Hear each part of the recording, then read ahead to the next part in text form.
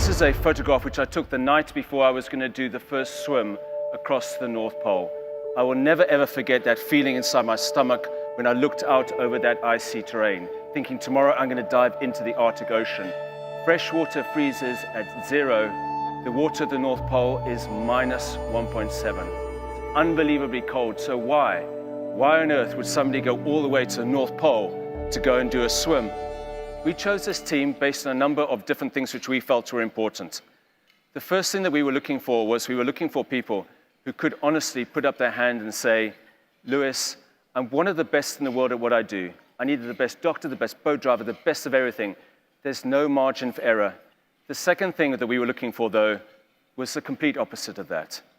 I hope that nobody in our team would ever have put up their hand and said, you know, Lewis, I'm actually one of the best in the world at what I do. And that is because they're very, very humble.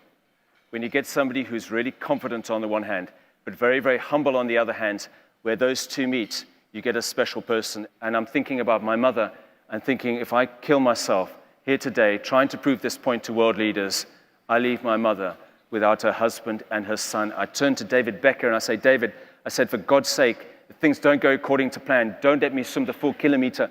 Pull me out after 500 meters. He grabs me, he pulls me away from the edge of the ice, and he says to me, Lewis, he said, if you dive into this water, preparing to swim a kilometer, but also thinking about the possibility of getting out after just 500 meters, do you know what you're doing then? I said, what? He said, Lewis, he said, you're going to be confusing the most important part of you, your subconscious, because you are preparing for victory and defeat in your mind at the same time.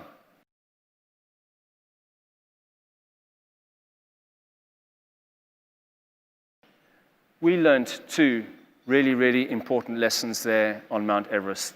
The first one is obvious, and that is that just because something has worked in the past doesn't necessarily mean it's going to work in the future.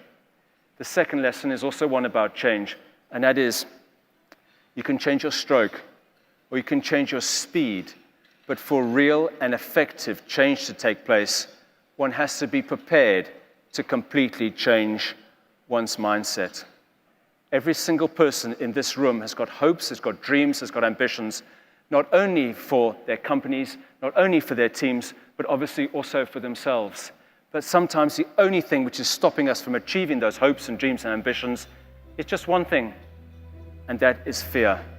We need to continually identify what those limiting beliefs are and keep pushing them away, keep pushing them away, and keep pushing them away.